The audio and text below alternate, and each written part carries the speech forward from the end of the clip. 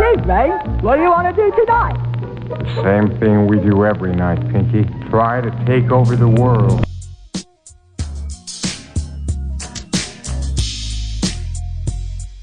Welcome to the My Life Counts podcast show, where we talk about anything dealing with mental health. My name is Jared Jones. I'm your mental health coach. And here we go. All right, I'm excited about today's show. I got to speak with a good friend of mine. She's an author, educator, administrator, and just an overall wonderful, caring, giving person. Her name is Carol Fullard. She wrote the book DisruptorDie: An Educator's Journey, and it's a powerful book about her story and about how she overcame and became the woman that she is today. And so we had a great conversation, and so we're gonna go ahead and jump right into the conversation.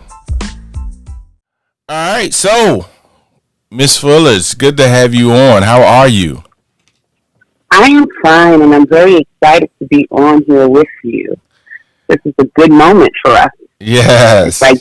It's bringing us full circle, so I'm excited. I know, right? This is exciting for me. And you're my first author. So this is Yay! amazing. I'm excited. And this is my first interview on the book, so I'm excited. Oh wow, yeah. First all around. This is amazing. So and what better person to do it with? Oh. Thank you. So look, I did read your book. I wanted to talk to you about emotional intelligence, but when I read your book, wow. First off, it was amazing. Thank you. The things that came up in the book. So I wanted to ask you, as you were writing it, how did that feel? Well, I will be honest. I had two sets of emotions going on. On one level, it was cathartic, and on another level, it was absolutely emotional for me, because I was digging into things that I had essentially sealed up for years. And now in some instances, with some of the things in my book, I had completely blocked them out. And now I'm writing about it, so I'm reliving it again as I go through it. And so it was a little difficult. There were times I would be sitting at my desk or my table and I was writing, and my youngest daughter or my husband would walk by and I would be in tears, just crying, and they just left me alone because they knew that I was going through the process. And so I so appreciated that from them, because I knew if I had stopped, or if they had stopped me, then I wasn't sure that I would continue. So, it was definitely a difficult but cathartic journey. Yeah. Wow. You can feel it in the book. That there was a part in there where you were talking about your happy place, and I'm sitting there and I'm reading it and I'm like, I find myself smiling and like, wow, this is like, I'm there with you. And then you flipped it on me, and then and then I was like, oh man, this is an emotional roller coaster for me. Yeah,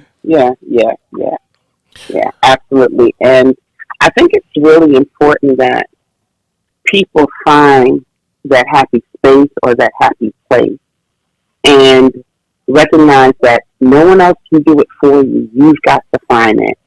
And we have to find it however we can, as long as it's serving us, emotionally and mentally and spiritually. I'm on that path.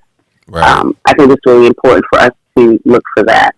And I urge people to look for it intrinsically and not externally. Like, it's okay to find your happy place, going to spas and all of that stuff. But the real work begins intrinsically. And I think that's the movement of self-awareness. And that's the movement of loving yourself in the midst of that self-awareness. That's good. That's good. Let me ask you this. So when you say happy place, right? Mm-hmm. Yeah, I mean, a lot of people, when you're talking about like self-care and stuff, and people do go to the massage and all this, these other things, which, I mean, obviously they can help. But Right. when you say happy place, explain that a little more to me. Right. I think what happens is sometimes people are stuck in pain and they believe that if I go shopping, if I go to the spa, if I get a massage, if I get my nails done, my hair done, that's going to make me feel better. And there is nothing wrong with that. That is absolutely something that can give you momentum and make you feel better. But when I talk about happy place, I'm not talking about what you externally give to yourself. I'm talking about what you internally do for yourself. And there's a difference. So where's that space where you sit in the self-awareness of who you are and love yourself despite what you recognize? And give yourself the self-compassion that's necessary. And a lot of times we don't do that. We avoid it. We deny it because we don't want to look at ourselves. And I think the only way that you progress in life is to sit with self-reflection and then to sit with self-compassion, because no one on this earth is perfect.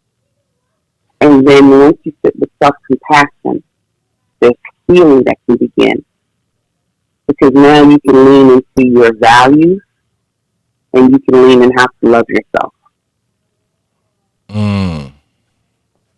So for me, that's the happy place / happy space. Self-compassion. Yeah. Wow. We don't give ourselves enough of that. Right. And we don't hear enough people say it or talk about it. We're supposed to be compassionate towards others, but we don't hear that, we need to be compassionate towards ourselves. Right. I think sometimes we often think it's a bad thing, right?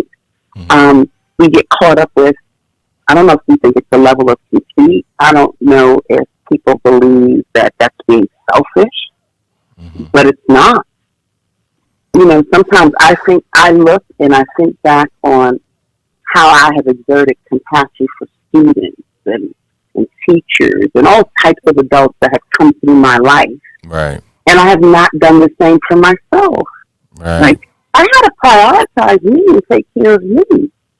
Because at the end of the day, if I don't do it, other people may try, but it absolutely is always going to be a continuous void if I can't do it for myself. Right. How did you go about doing that? Like, once you realized that you needed to do that, how did you go about doing it? So here's the thing, I had to fall flat on my face to understand that was an important thing to do, and grapple with the realities of my life.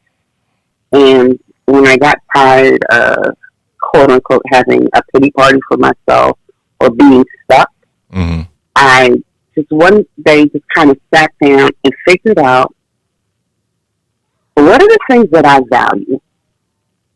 Not what the world values, but what do I value? And how do my values show up in my life every day? And I had to recognize they weren't showing up in my life every day. And how am I living through those values every day? I wasn't. It was hit or miss. And so when I recognized that, growing up for the most part as an only child, even though I'm not an only child, I recognized that retreating to a quiet space was something important to me. I recognized that spirituality was something important to me. I recognized that mental health and well-being was something important to me. These are my values. And I was not really acting on them. And so I just decided one summer, actually it was maybe right before the pandemic. But during the pandemic is when I really dug into it. And I said, well, I'm going to practice my retreat.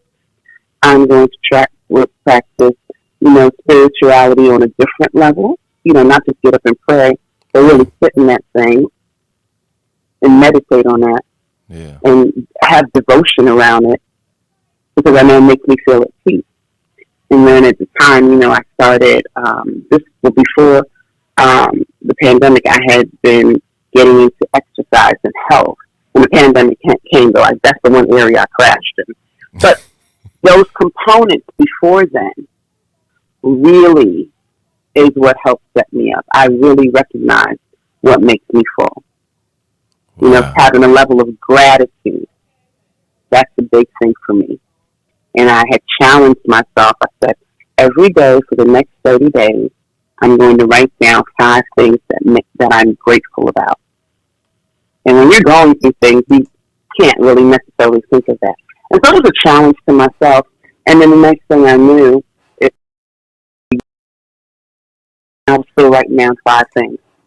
And I had these chart papers all over my bedroom door with all these gratitude statements and affirmation of, looking at your life as being more full than you thought it really is. And so that's pretty much how I did that. That's awesome. That's amazing. I mean, and that practice of gratitude is did you see things that you wouldn't normally see if you were, like you said, it continued over time.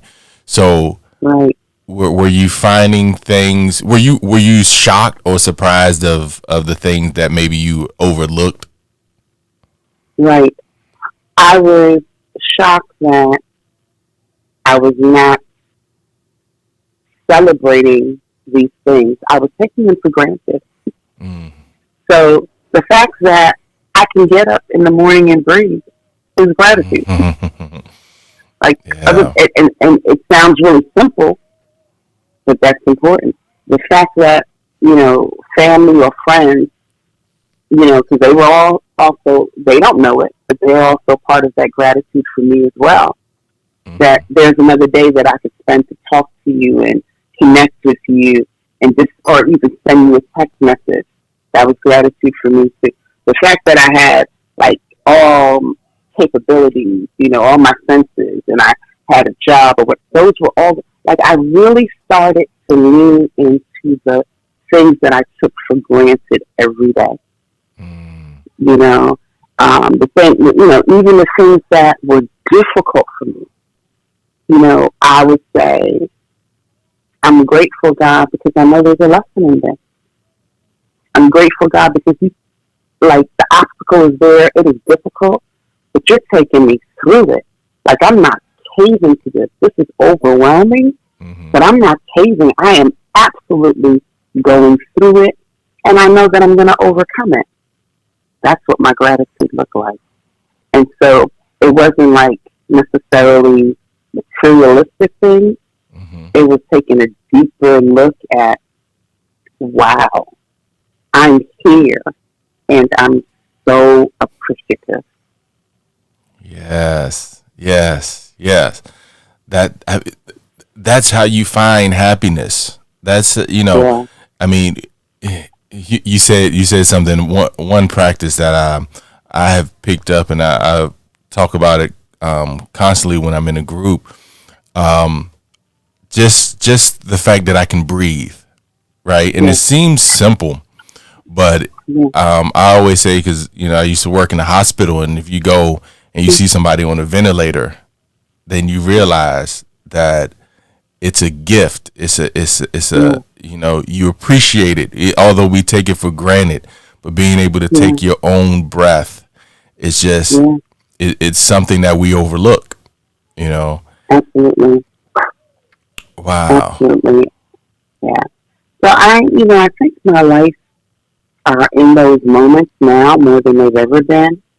And I want to tell you, with the book, I had this book up on I had written out a piece of chart paper with all these things that I was going to do over the next 2-3 years. Mm-hmm. And the book and the name of the book was on that piece of paper for about 2 years. Mm.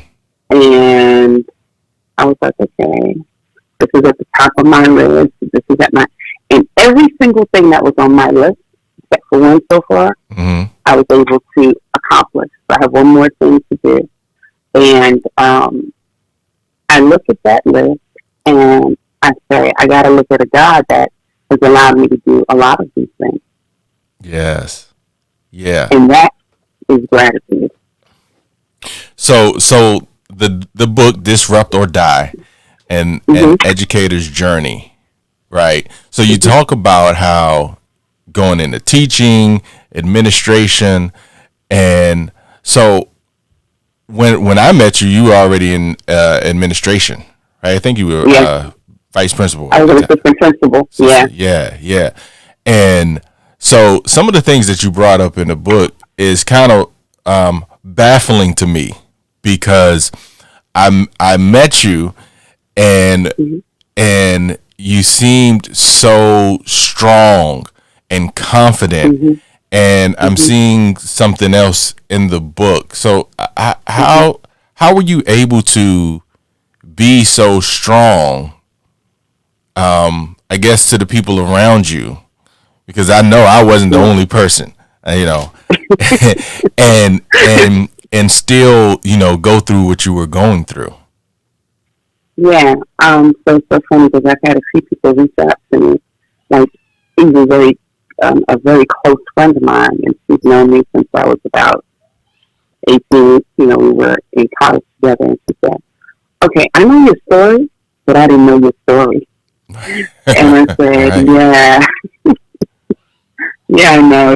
They got a few twists and turns that people don't know about." Yeah. But I think that's it. We don't know people's stories. Mm-hmm. And every day that I walked in that job, if I look back at it now, every day that I walked in, and even now, every day that I walk into a building, my goal is to rise to the expectations of a good educator. However, sometimes, the two worlds meet, personal and professional, and you've got to learn how to sort that out. And so there were many times that, I had people in front of me or students in front of me who I was like, oh my God, like I know exactly how this person is feeling right now because I've been there or I'm there right now. Right. And I guess there was just a strength that said, this is not about me. This is about me serving the people in front of me. And I've always thought that I was a servant leader. And so I feel like when you're a servant leader, you don't have time to get caught up in your own woes. There'll be time for that. And maybe I'm wrong. I don't know. But my goal right now is I need to serve this person or these people in front of me to the best of my ability. And I definitely feel that one of my strengths and one of my values is perseverance. And I think that God allows me to persevere through tough times by being able to serve others. I absolutely believe that's what I'm here for. Yeah. I think that's the importance of self-care, right? I know, self-care needs to be for you, but it's also, and this, I always say, like, this should not be the reason you're doing it because it kind of pulls from it, but it's a byproduct of when you take care of yourself. You have the energy, the emotional intelligence, you have all of this capacity to be able to deal with other things from other people. Right. And it's so interesting, like when I think of things that I have had to deal with in terms of students or adults, at that time, I wasn't thinking from an emotional intelligence perspective. I just knew that there needed to be empathy. I knew that I needed to be socially aware of what they were going through so that I could serve them in the best possible manner. And then, as I've grown, I've realized, well, that's what emotional intelligence is. those are byproducts of it as well. Right. So you were just, so was it, let me ask you this. Were you two different people? Like, the professional and the personal, or was it just a matter of your being able to focus? Does that make sense? Interesting. Yeah, it does. It absolutely does make sense. I guess to an extent, maybe I was two different people.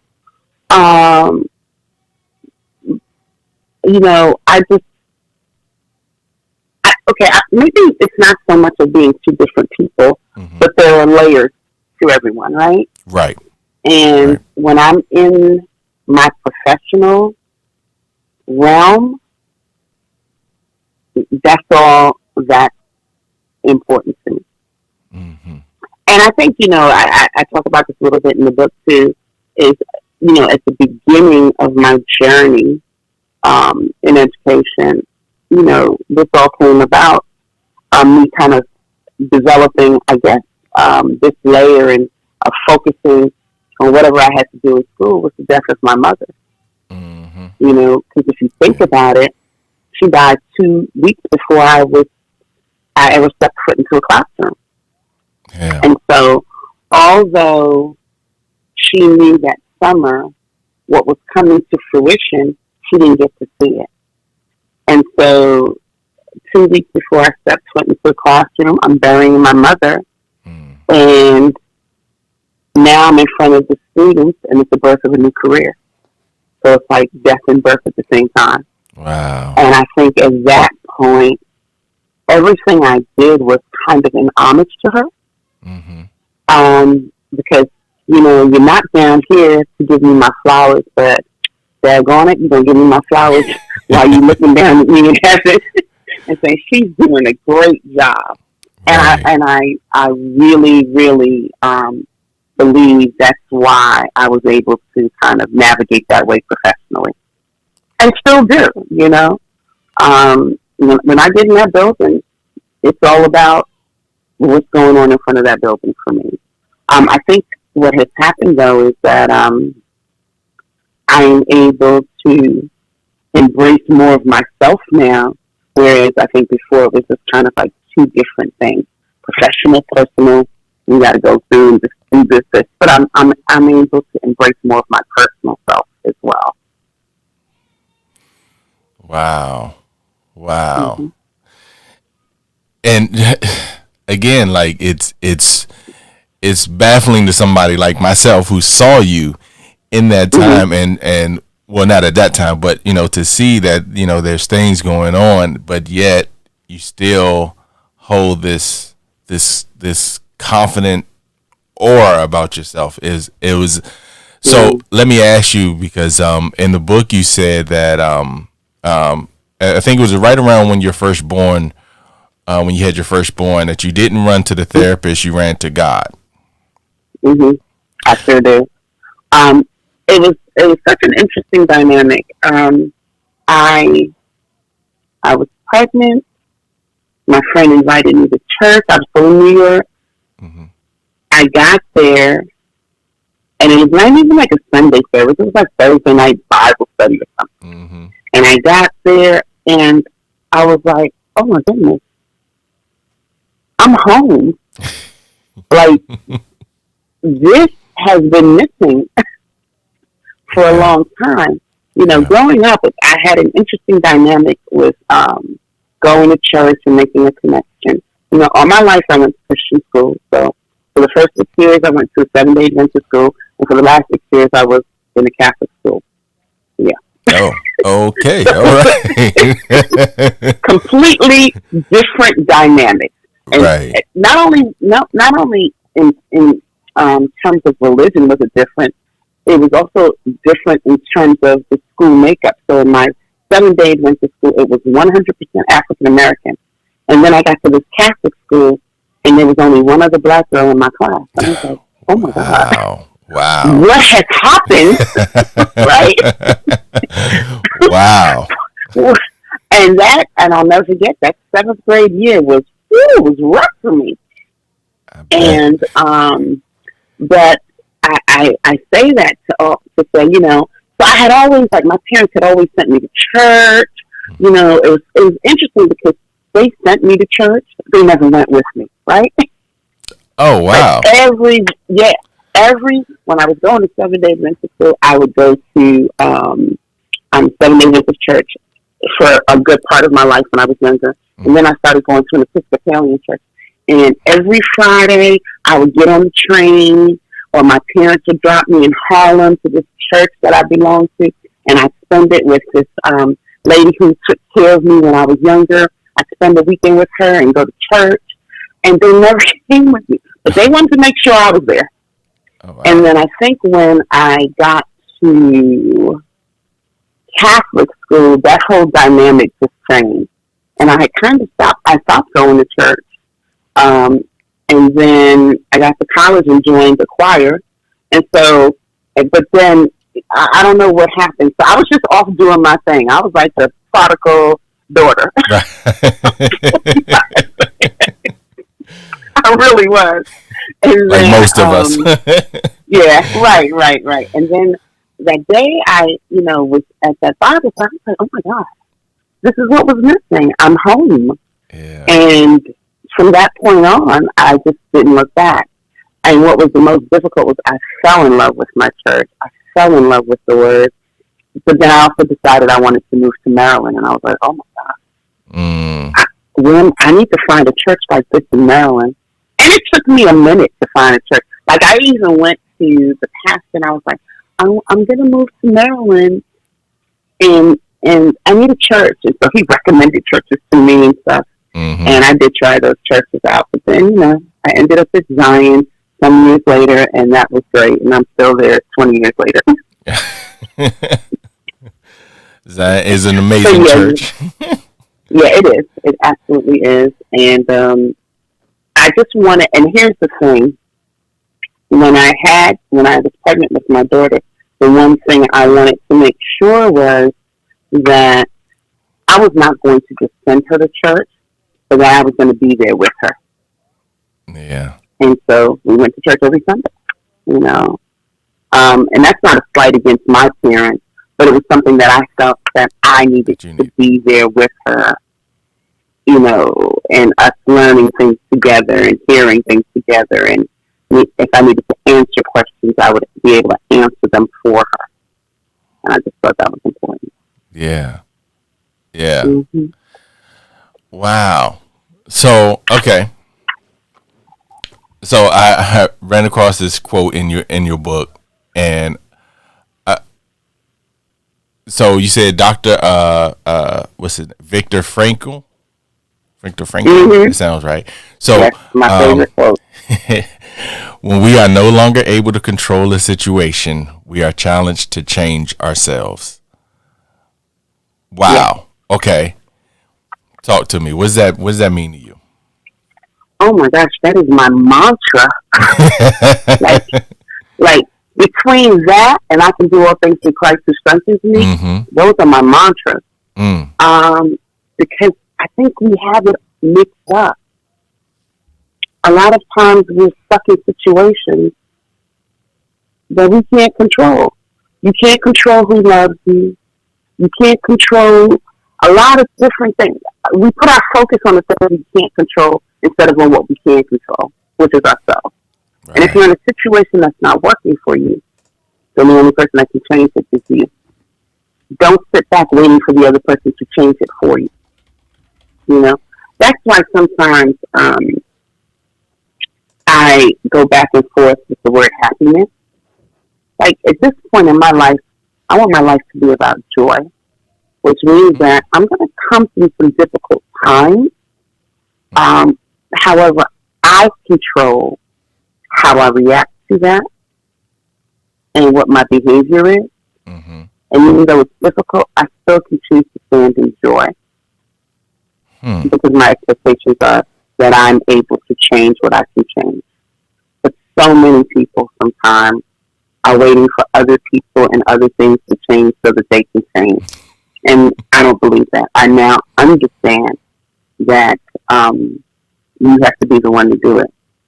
And that did not happen until I was not asked back to my principal position. That year is the year that I really discovered that quote, and I've been connected to it ever since. Yeah, that's you know, it kind of reminds me of like the Serenity Prayer, but it has a part in it that I think is more powerful. Like the Serenity Prayer is like, God grant me the serenity to accept the things I cannot change, courage to change the things I can, and the wisdom to know the difference. But this one, you know, when we are no longer able to control the situation, we are challenged to change ourselves. It kind of gives you, it puts the power in your hands. Like, you have the power. And I think a lot of times when we do want the outside situations to change, it takes our power away. Exactly. Exactly. But I'm going to push back. Does it take our power away, or do we give our power away? We give it away. Yes. Yeah. Yes.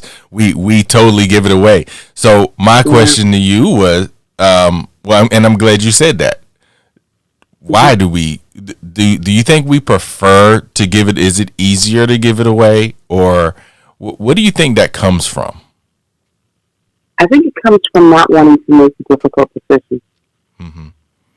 From not wanting to walk away from things that we know might be hurting us. Mm-hmm. From not wanting to, I go back to this, become self-aware and reflective, and give yourself the compassion to do what you need to do. It's not maybe that, and you know, people don't want to feel uncomfortable. Right. You know, so many of us get comfortable in the discomfort of our lives, and we just kind of survive. I don't want to just survive anymore. I want to thrive.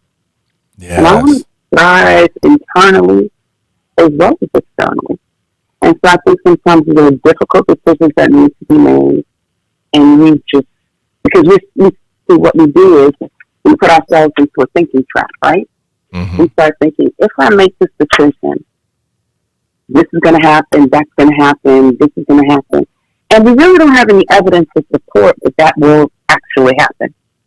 We've already just figured out in our head that it's going to happen without having any evidence to support that it will happen. Right. So if I walk away from this relationship, or if I change this job, or if I just continue engaging in certain toxic friendships just because I've had them for the last 20, 30 years, these things are going to happen. And you know what? They may happen, but then again, they may not. My thought is, even if it does, even if what you thought does happen, then I think the goal is for you to focus on the most important thing, which is, have I persevered through hard things before? Mm-hmm. And if you have, then you know that you're going to persevere through this as well. Yeah. But we put our focus on the wrong thing. Wow. Okay, so that brings up another question, because now I'm thinking about the person who, okay, so I'm just ask you, what about the person who doesn't have a lot to look back on? Because in your book, you have a lot that you can see where you've overcame. What about the person who doesn't have that same story of being able to overcome? So, I believe everybody has a story of overcoming. Mm-hmm. Some stories may just be bigger than others. Mm-hmm. But what happens is we don't give, and it goes back to what we were talking about earlier, we don't give light to the things that we do overcome. And embrace those things. That's where the gratitude starts.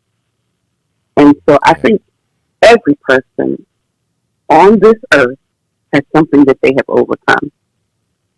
And they need to lean back into that and recognize, if I've done it once, I can do it again.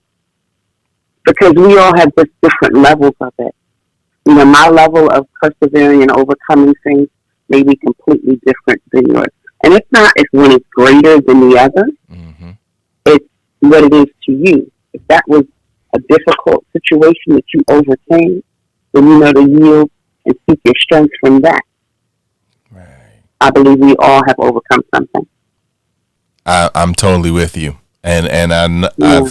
I've heard people who come back with that and like well, my life wasn't, and we get into this place where we compare, Yeah. my life to your life, and it's not about Right. that. It's not about that. Like, I don't have to, God forbid, be shot, get in a car accident to be an overcomer. Right. I don't need it to be that big for me to be an overcomer, right? Right. It can just be everyday things in my life that I have overcome, Yeah. and that's strength. That's strength. And I think people need to recognize their strength. It all goes back to strengths and values and what your vision is for your life. Yes. Now, with this, right? You do, because you have a certain level of a high level of emotional intelligence, and even going through the book it's almost, it seems like it's always been with you.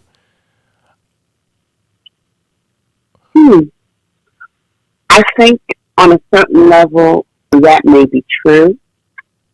I don't think I've always tapped into it. Not like I'm tapping into it now. Okay. I think that I've always been very self-reflective because I've always loved to write. Mm-hmm. And writing for me is cathartic, and it is a place where there's self-reflection and self-awareness. Mm-hmm. And so I've done that since I was very, very young. And for me, that was a way of just kind of releasing some of my pain that I decided to pay attention to at the time. Mm-hmm. So, but I don't think that I tapped into it the way that I needed to tap into it. Mm-hmm. Let me just say, I wish that we would teach this in school. Yes. As much as we spend time on pedagogy and, what kids need to learn academically, I think if we spent more time on emotional intelligence, and, I see it coming up more now, Mm-hmm. I think that we wouldn't have a country of children who are so anesthetized to things that are happening. Like, it's sad when you think kids are kind of not shook about the next killing or the next stabbing, or it's just, yeah. And so I feel like I've had certain aspects of it, but I just never really tapped into it. And now that I'm much older, I'm tapping into it a lot more. I'm very deliberate and conscious. I'm deliberately conscious of things that I say and how I feel and how I interact. And it does not mean that everything I say and do is the correct thing. Mm-hmm. But here's the difference. Before I would say things and keep it moving. Now I say and do things and I step back and say, is that really the right thing to say? Was I empathetic to that person when I did that? And I don't have a problem apologizing in a minute. So you know what? Mm-hmm. I didn't do that right. That's the story of every superhero. It's like your superpower, right? Every superhero, when they start, they have these superpowers that they use and they don't know how they use it, and then it's the story of discovery of their superpowers, and even though they're doing stuff, they don't realize how they're doing it or why they're doing it, and then over time they start to become the master of their superpower. Yeah. Oh, that's a good title for another book.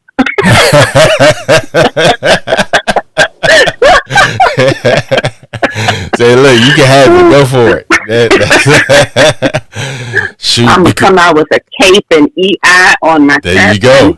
There you go. There you go. And aim. Look, you can aim it towards the students because they're the ones. They're the ones who are. Because I do think, like, you know, they are being bombarded with all these images on TV, and so they are becoming like a lot of them are becoming desensitized to the things that are going on. But I still think like they have, I kind of wonder if all of us have a level of emotional intelligence Absolutely. inside of us, even as a child, and it's just a matter of discovering it, understanding it, and discovering it and bringing it out. Yeah, I absolutely do believe we have that, but as you just said, it's a matter of bringing it out. So just like we're able to bring out students say, 1 + 1 = 2. I think we need to bring them out to recognizing what they have.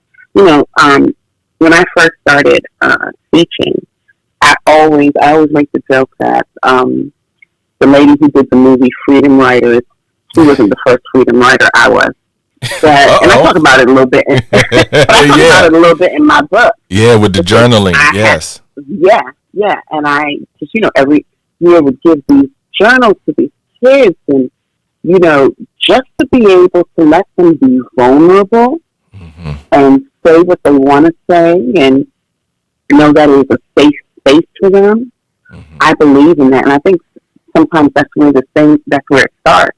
Because then you build a connection with them, and they feel safe with you, and they can start exploring how they feel, and then how those feelings may impact the actions and the behaviors that they see in class. You see in classrooms, and so I have always done that. I still do it to this day. It's just something I think is important. Why do you think that is? Like, why does that work? Because when we go to school, when we go through the school doors, kids are there. Kids are being told that they're there for this: math, English, social studies, science, so just this rote kind of pedagogy that they learn. They're not always there to explore who they are and given a space to speak their mind and speak it safely. And I think they need that. And all I say to them is, well, you can speak your mind, just don't use it in profanity.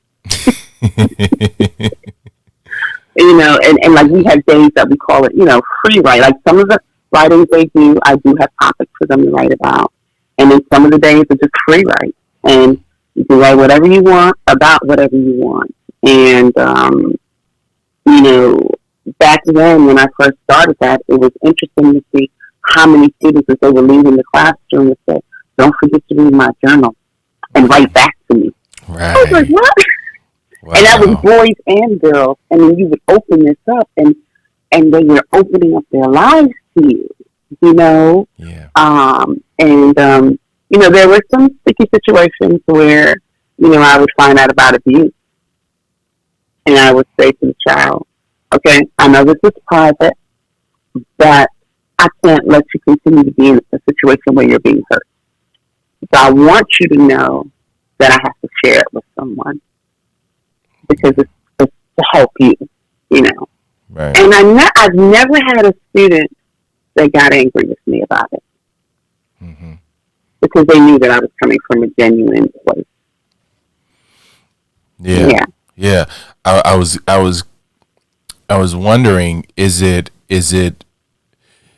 a matter of they're feeling heard and they haven't had that before, or is it or is it a combination of feeling heard and also not being judged?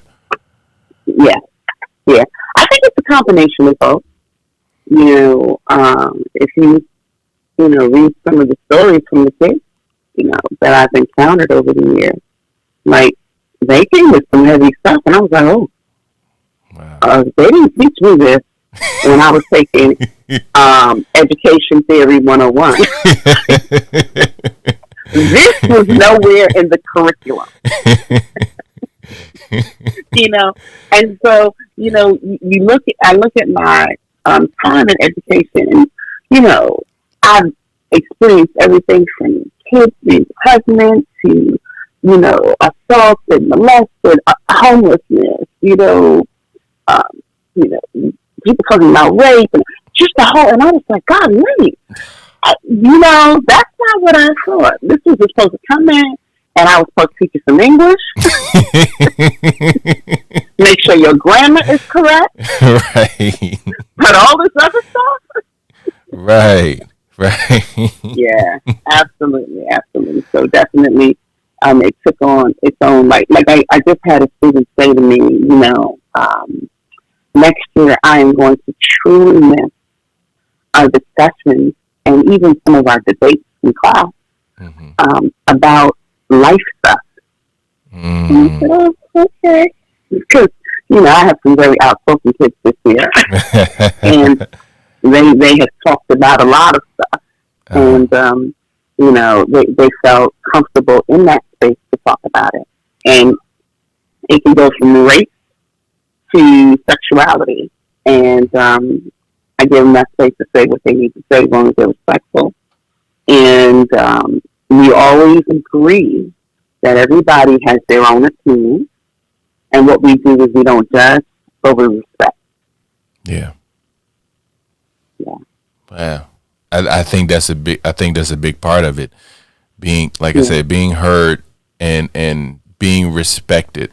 Like feeling like what you say actually is being heard and being respected. I think because oftentimes, especially kids, kids are supposed to stay in the child's place, right? Yeah, and exactly. And so to have an adult say, no, just tell me what you feel without the judgment, it opens up a whole new world for them. That's amazing. Yeah. And there's a delicate balance with that because, once that happens, there's discussion about it. But then we're not going to stay here for the next hour. We're going to now move into English, right? Right. And so the kids are like, okay. So definitely a delicate balance. Definitely a delicate balance. So, all right. So let me ask you with the emotional intelligence, anxiety and depression. We're seeing that a lot. What's the connection, or how does emotional intelligence affect anxiety and depression? Well, I'm going to use myself for a moment. I think that I was experiencing, bouts of depression throughout my life. Because what happens is we don't talk, right? Right. We're just keeping everything inside. And so because we're keeping everything inside, you don't have an opportunity to share your feelings and then get the help that you need. And unfortunately, it's getting better. I just sometimes don't think it's getting better at a quick enough pace. Right. And, the African American community, I think that has been a major hindrance. We don't necessarily embrace mental health the way we need to. Right. I think, I think it definitely has that. So now if you're not able to release your emotions, and then now once you've released it, you're not able to manage the emotions, then I think it leads to what we see as anxiety or depression. And we need help with that. So it's not enough to recognize that I'm depressed. Mm-hmm. Well, how do I manage that depression? What is it I need to do? How do I manage that sadness? And sometimes we can be sad, but if we keep that sadness over a continual amount of time, then it leads to depression because we're continuously internalizing everything. And I'm not a therapist, I am an emotional intelligence coach. Yeah. But I just feel like I think it's important to manage those emotions and see what it is that they're telling us. And then once we figure out what it is that it's specifically telling us, then now seeking the help that you need to do a better job of living your life and dealing. Because here's the thing I was telling one of my clients. The things that we learn in coaching are to help you develop a process. Sometimes we think that there's a destination at the end of everything we do, whether it's with coaching or therapy. And, it's for you to develop a process for your life so that if things arise, you know how to interact or react to it. And you have the skills to pull down to react to that.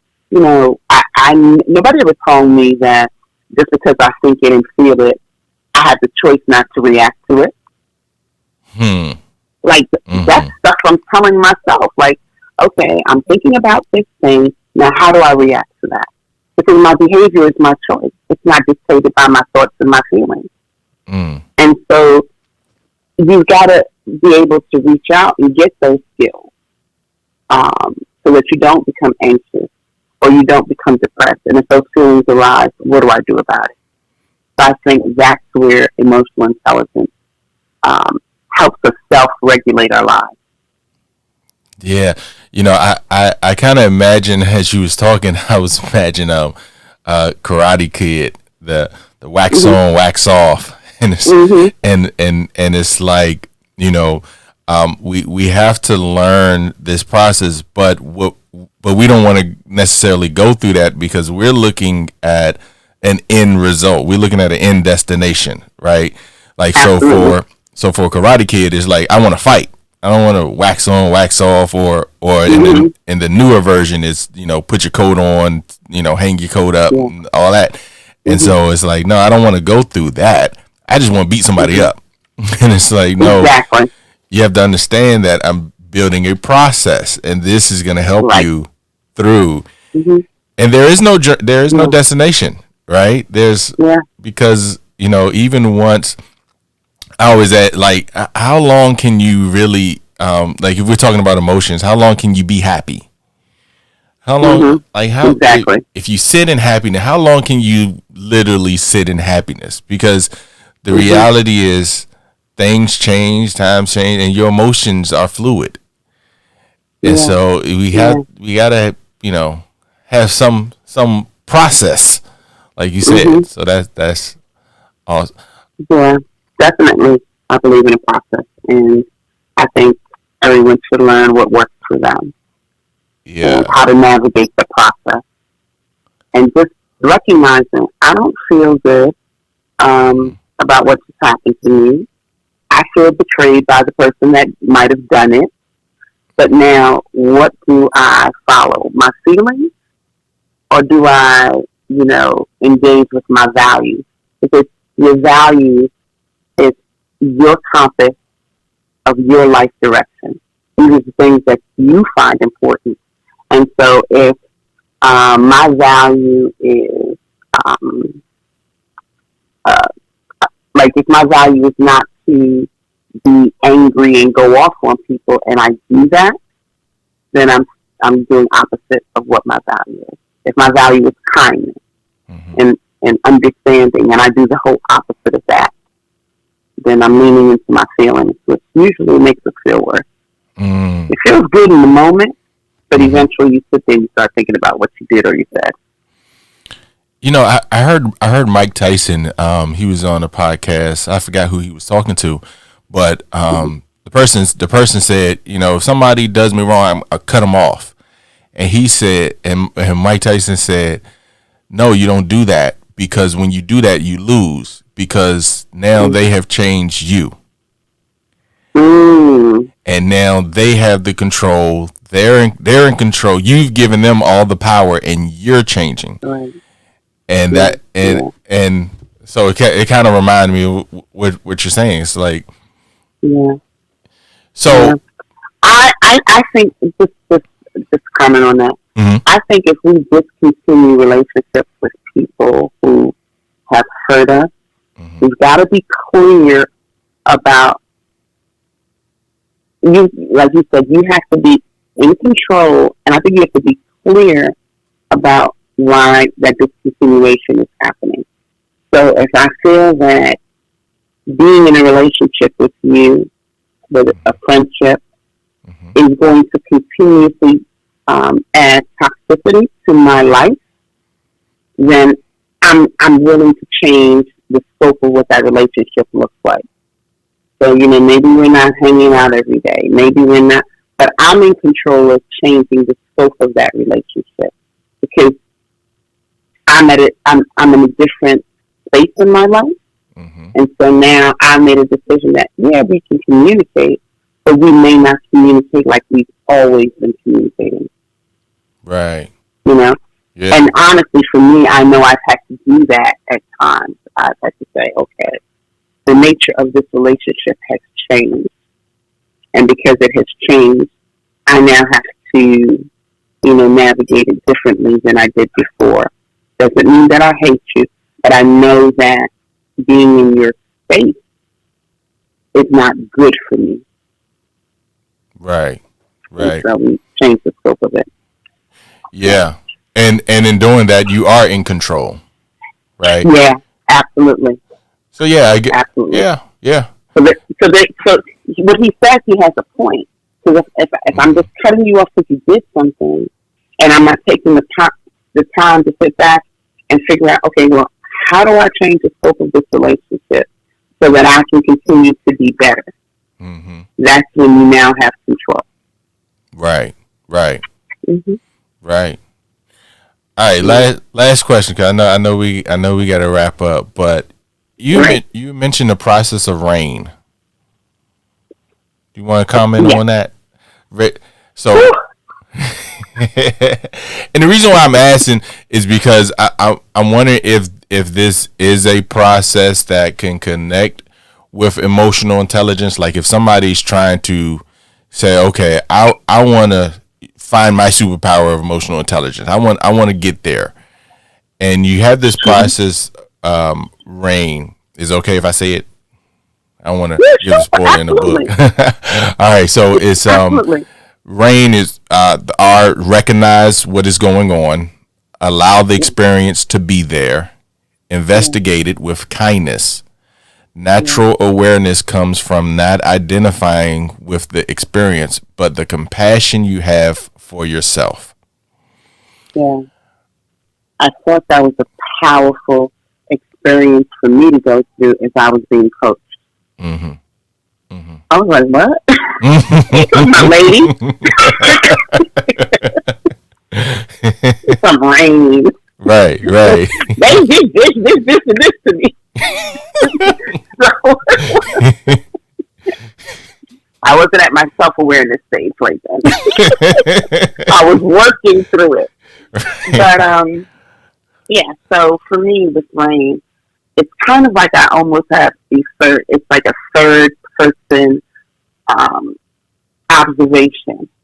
And I remember when I was in grad school, and one of my Georgetown professors used to say things about being on the balcony, and that's how I look at it. So I'm on the balcony looking at myself and recognizing what is going on as I'm looking at myself. So I'm observing what is going on and allowing it to be there, because at this point I have not figured out how to navigate through it, the process. So I allow the experience to be there. It's kind of like when we talked about a little earlier, this is my thought, this is my feeling, but it does not have to influence my behavior. Mm-hmm. And so you allow that experience to be there, and then you investigate it. And sometimes you can investigate it, and this was a big issue for me. I would investigate things with a level of criticism. Not just criticism for other people, but being highly critical of myself. You know, how could you be so stupid? You know, and going through that list. So as I'm criticizing others, I'm criticizing myself. And if I can't show myself the kindness as I investigate the situation, then there absolutely is going to be no self-compassion. Right. Right. Right. And so that's what that is about. And then just kind of identifying with the experience, recognizing that it happened. I can't change it, but in the meantime, I give myself the compassion to say, it's okay. It's okay. I don't have to be critical with myself. It's okay. Now what am I going to do next? Because what happens is we don't go to the next. We just get stuck right there. Right. We get stuck with right there, and we play that thing like a tape in our heads over and over and over again. But if I now turn it inside and I have compassion for myself, for what has already happened, and start pushing forward to what I want to do next, then I start to give myself a certain level of freedom. Yeah. And I absolutely believe that it is connected with different aspects of emotional intelligence. Because here is absolutely how I now self-regulate myself, and I stay in control, as opposed to having my emotions and thoughts in control of me. Wow. That's amazing. That takes us from being our worst critic to our most compassionate self. Yeah. And that's what we need to be, our most compassionate self. Yeah. So, thank you for checking out another episode of My Life Counts podcast show. I am your host, Jared Jones, your mental health coach. And I want to say a special thank you to Carol Fullard. Again, go get the book, DisruptorDie, and Educator's Journey. And I'll see you again next week. Peace. We did have writer's remorse. And there's some days that I do. I'm like, so my husband was like, boy, you really put it out there, didn't you? I said, I sure did. But I knew that years ago, God was calling me to write a story. Mm-hmm. A story that I had to be honest in. Yeah. So, you know, that's what I try to do. I'm hoping that it absolutely blesses other people. If it's just one piece of it that they can connect to, that is my goal. Yeah. Well, it definitely does that. It definitely does that, because I've talked to so many people who have, you know, situations, and it's like, if only they could hear it. Is there any hope? Is it like when I do groups? One of the best things about the group is that there's other people going through situations in the group, and so it's like one person would be like, nobody understands what I'm going through because this, that, and the third, and then to hear other situations, it's like, oh, there are other people who have overcome and who, you know, situations that are similar to mine. So I think I know it's going to be a blessing. So it already is. Thank you. I so appreciate that. And I'm just so proud of you. Did I say that already? I'm so proud of you.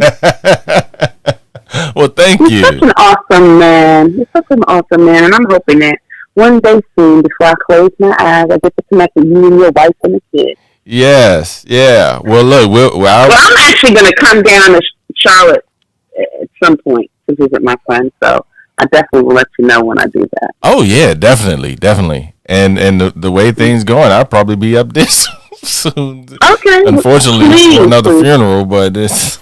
Oh yeah. Well, that's a different thing. So, but if you're here and you can find time to connect, fine. If not, I completely understand. We will. I'm just glad we found each other again. Yes. And it was such a blessing for me to be able to give you that ticket to go to that TDJ stage. Oh man, thank you, Jesus.